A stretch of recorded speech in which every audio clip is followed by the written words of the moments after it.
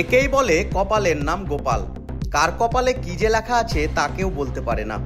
বর্তমান সময়ে ভালো কাজকর্ম করেও যখন ছেলেরা বিয়ে করবার জন্য মেয়ে না পেয়ে মাথা কুটে মরছে, ঠিক সেই সময়ে ঘরে সুন্দরী বউ রেখে একের পর এক বিয়ের হ্যাট্রিক করে চলেছেন নদিয়ার ভীমপুর ডিগ্রি গ্রামের মিঠুন বিশ্বাস। ভাবা যায়, জানা গিয়েছে 2012 সালে নদিয়ার তারকনগর মধ্যপাড়ার পূজা বিশ্বাসের সাথে দেখে শুনে সামাজিক মতে বিয়ে হয় নদিয়ার ভীমপুরের ডিগ্রি গ্রামের মিঠুন বিশ্বাসের। মিঠুন তখন উড়িষ্যায় কোয়াক ডাক্তারের কাজ করত। বিয়ের পরে বেশ কিছুদিন ভালোই কাটছিল তাদের সংসার, কিন্তু বিয়ের 1 বছর পরে তাদের ঘরে একটি কন্যা সন্তান জন্মাবার পরেই শুরু হয় সংসারে অশান্তি ও মারধর। অত্যাচারের খড়গ নেমে আসে পূজার জীবনে। তারপরেই পূজা জানতে পারে তার স্বামী মিঠুনের কুকীর্তির কথা। সে জানতে পারে যে নিজের এক আত্মীয়র মেয়ের সাথে সে প্রেমের সম্পর্ক গড়ে তুলেছে এবং তার সঙ্গে কৃষ্ণনগরের ঝাউতলাতে গিয়ে ধরা পর্যন্ত পড়েছে। সে শুনে পূজা প্রতিবাদ করলে তাকে প্রহার পর্যন্ত করে তার স্বামী। সেই সময় সব জেনে শুনে পূজার বাবা পূজাকে নিয়ে চলে আসে তারকনগরের বাড়িতে। সেই সুযোগে মাঝদিয়ার নামঘাটার ছেলেন সমেত এক মহিলার সাথে সম্পর্ক গড়ে তোলে মিঠুন। তার বাড়িতে গেলে পাড়ার লোকেরা জোর করে মিঠুনকে বিয়ে দিয়ে দেয় ওই মহিলার সাথে। এই খবর জেনে পূজা শ্বশুর বাড়িতে গিয়ে দেখে ওই মহিলা তার শ্বশুর বাড়িতে রয়েছে। পূজা প্রতিবাদ করলে তাকে মেরে তাকে শক্তিনগর হাসপাতালে ভর্তি করিয়ে দেওয়া হয়। তারপরেই পূজাকে বাবার বাড়িতে নিয়ে আসে তার বাবা। পরবর্তীকালে জানা যায় মিঠুন তার দ্বিতীয় স্ত্রী অর্থাৎ মাঝদিয়ার নাঘাটার ওই মহিলাকেও পরিত্যাগ করে স্বর্ণখালীর মলুয়া পাড়ার এক মহিলার সাথে তৃতীয় বিয়ে করে। পূজা জানতে পারে তার স্বামী মিঠুন এখন ওই তৃতীয় বউকে নিয়ে কলকাতার কেষ্টপুরে সংসার পেতেছে। শুধু তৃতীয় বিয়ে করে সে ক্ষান্ত থাকেনি, বহু মেয়ের সাথে সম্পর্কে জড়িয়ে পড়ে প্রহার পর্যন্ত খেয়েছে লোকের হাতে। পূজা এখন নিজের অধিকার আর তার মেয়ের ভবিষ্যতের কথা ভেবে বারবার ছুটে গেছেন প্রশাসনের কাছে। পূজা এখন একটাই কথা বলছেন, আইনগতভাবে তাকে ডিভোর্স দিয়ে তার মেয়ের ভবিষ্যৎ গড়বার দায়িত্ব নিক তার স্বামী মিঠুন। স্বামীর অত্যাচারে পূজার মতন আর কত মেয়ের জীবন ধ্বংসের পথে এগিয়ে যাবে এইভাবে? এমনই প্রশ্ন তুলছেন এলাকার মানুষজন। 2010 সালে আমার হাজব্যান্ড আসে বাংলাদেশ থেকে ভীমপুর ডিগ্রি গ্রামে। এবার 2012-তে আমার মামা বাড়ি থেকে দেখে আর কি আমাদের বিয়ে হয়। বিয়ে হওয়ার পরে আমি জানতে পারি, আমার যখন বাচ্চা হয় তখন আমি জানতে পারি যে আমার হাজব্যান্ডের অন্য জায়গায় সম্পর্ক ছিল।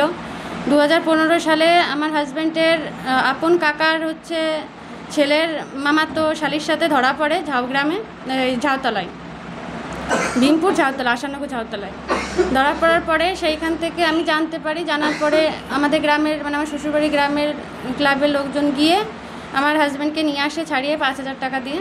এবার আমি সেটা পরে জানতে পারি। আমার শাশুড়ি কোনো কিছুই বলতে চায়নি আমাকে। সেটা কি বিয়ের আগে না বিয়ের পরে? না, বিয়ের পরে।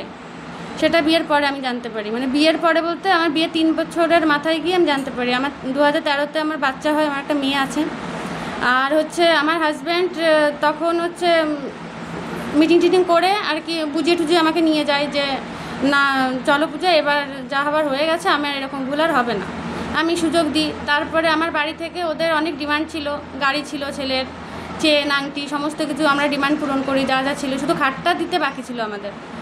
তারপরে এইভাবে চলতে চলতে 2019-এ আমার ওই কাকা শ্বশুরের ছোট ছেলের শালির সাথে আবার সম্পর্ক তৈরি হয়। আমার শাশুড়িকে আমি বলি সমস্ত কিছু যে এই ব্যাপার, এই বৃত্তান্ত, এইভাবে হলে কীভাবে পারা যাবে। তখন আমার শাশুড়ি আমাকে বলে যে পুরুষ মানুষ 10 ঘর ভাঙতে পারে, হ্যাঁ তোমার এগুলো সহ্য করে থাকতে হবে। তখন আমি বললাম যে এটা কী করে সম্ভব? তা বললো যে মেয়ে মানুষের অনেক কিছু ধৈর্য ধরে থাকতে হয়। তারপরে এইভাবে করতে করতে আমাকে 2020-তে আমাকে প্রচুর পরিমাণে মারধর করেছিল। 27শে অক্টোবর আমার বাবা আমাকে পরের দিন নিয়ে আসার পরে আমার অবস্থা প্রচুর খারাপ ছিল। পাশের বাড়িতে গিয়ে আমি পাশের বাড়ি একটা দিদি এসে আমাকে আটকেছিল, এমন মারা মেরেছিল। আমি তোমার কি অপরাধ ছিল? মারার অপরাধ ছিল, আমি প্রতিবাদ করেছিলাম যে তুমি এইগুলো কেন করে বেড়াচ্ছ, এতে তো আমার মান সম্মান যাচ্ছে, তুমি এইগুলো করছো, লোকের সামনে আমি মুখ দেখাতে পারছি না, হ্যাঁ তোমার কি অসুবিধা কি? এবার সে আমাকে ডিভোর্সও দেবে না, সে আমার নিয়ে সংসারও করবে, আবার সে এইগুলোও করে বেড়াবে। তারপরে আমি আমার বাবা নিয়ে আসার পর আমার শক্তিনগর হাসপাতালে আমাকে কৃষ্ণগঞ্জ থেকে ট্রান্সফার করে শক্তিনগর হাসপাতালে আমাকে অ্যাডমিট করলো। 7 দিন মতো আমি ছিলাম হসপিটালে ভর্তি। তারপরে আমি বাড়ি আসলাম। বাড়ি আসার পরে এই 7 দিনে আমার শ্বশুর শাশুড়ি কেউ যোগাযোগ করেনি। আমার হাজব্যান্ড আমাকে মেরে ঠেরে গুজরাটে চলে যায়, গুজরাটে ডাক্তারি করতেন উনি। প্রথমে যখন বিয়ে হয় তখন হচ্ছে আমার হচ্ছে উড়িষ্যা উনি ডাক্তারি করতেন, তারপরে আবার হচ্ছে গুজরাটে চলে যান, কোয়াক ডাক্তার মানে চামচি ডাক্তার যেটা বলে।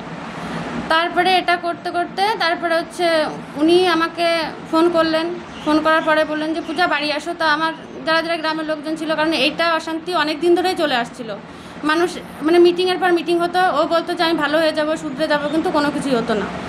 তারপরে আমি হচ্ছে এখানেই ছিলাম, থাকার পরে আমি পরবর্তীকালে জানতে পারি যে শ্রুতি বিশ্বাস নামে যে মেয়েটার সাথে আর কি সম্পর্ক ছিল, সেটা বেরিয়ে গিয়ে উনি হচ্ছে পরে আবার হচ্ছে আমাদের মাঝদিয়া নাঘাটা ওইখানে একটা মেয়েকে মানে বউকে বোন পাতিয়ে রেখেছিল।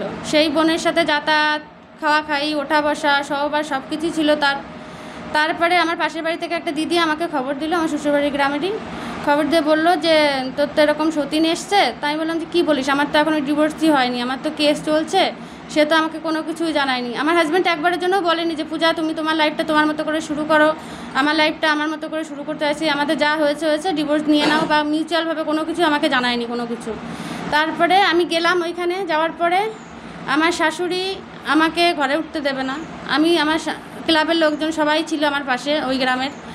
তা আমি তখন ওনাকে বললাম যে হচ্ছে আমার সাথে তো এখন তো ডিভোর্স হয়নি, তাহলে তুমি কি করতে এসেছো এখানে, আর মিঠুন তোমার কি হয়? তা বলছে কি যে মিঠুন আমার দাদা হয়। তা আমি বললাম যে মিঠুন তোমার দাদা হয়, তাহলে তুমি হচ্ছে আমি তো তোমাকে তো এর আগে তো দেখিনি কোনোদিন, তুমি কোন সম্পর্কে দাদা? বলছে মাসির মেয়ে। তারপরে কাটিং করুন তো, হ্যাঁ বাবার সত্যি বলো তো। হ্যাঁ, শুনলাম যে তোমাকে থুয়েও তুমি থাকাকালীন তোমার হাজবেন্ড আবার দুটো বিয়ে করেছিল, কি বলবে একটু ব্যাপারটা বলো। আমাকে থুয়ে বলতে আমি যখন বিয়ে করি তার পরপরই 2015-তে আমি জানতে পারি আমার হাজব্যান্ড একজনের সাথে ধরা পড়েছিল।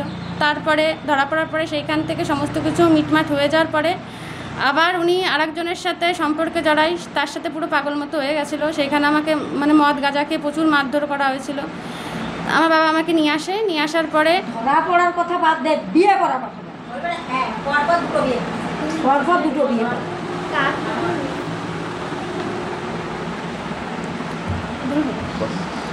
তারপরে আমার হাজব্যান্ডের কেস চলছিল, আমাকে মারধর করার পরে বাবা কেস করেছিল, আমি হসপিটালে ভর্তি ছিলাম 1 সপ্তাহ মতো। ওরা আমাকে কোনো খোঁজ খবর কোনো কিছুই নেয়নি। তারপরে হচ্ছে আমি আমার বাবার বাড়িতে ছিলাম, 2020-তে আমি চলে আসি। আসার পরে ওনাকে 1 সপ্তাহ পরে আসার কথা ছিল আমাদের কাছে নিয়ে যাওয়ার জন্য বা মিটমাট করার জন্য, কিন্তু উনি আসেননি আমার হাজব্যান্ড। তারপরে আমি 2021-এ আমি শুনতে পারি যে জানতে পারি যে আমার হাজব্যান্ড আর একটা মানে বিয়ে করেছে। মোট কটা বিয়ে হলো তাহলে? 3টে।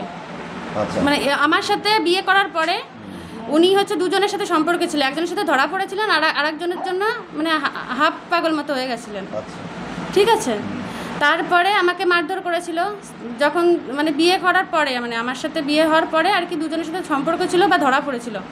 তারপরে আমাকে মারধর যখন আমি চলে আসি আমার বাবার বাড়িতে, মানে প্রচুর পরিমাণে মারধর করা হয়েছিল। তারপরে আমার হাজব্যান্ড একজনকে বিয়ে না করে তাকে বোন পাতিয়ে আমার শ্বশুরবাড়িতে রেখেছিল, দিনের পর দিন তার সাথে ওঠা বসা, শোয়া খাওয়া সমস্ত কিছুই ছিল। তারপরে ওনাকে ওইভাবে রাখার পরে গ্রামের লোকজন আর কি ধরে বিয়ে দিয়ে দেয়। মেয়েটার বাড়ি হচ্ছে নাঘাটা মাঝদিয়া, তার আবার একটা ছেলেও আছে, আর তার এর আগেও 2বার বিয়ে হয়েছে। মোট কটা বিয়ে হলো তোমাকে দিয়ে? আমাকে দিয়ে মোট 3টে বিয়ে করেছে, আর দুজনের সাথে আলাদা, মানে আমি যখন সংসার চলাকালীন দুজনের সাথে উনি সম্পর্কে ছিলেন। যাদের সঙ্গে বিয়ে করেছে তাদের সঙ্গে তোমার কথা হয়েছে কোনোদিন? হ্যাঁ, কথা হয়েছে।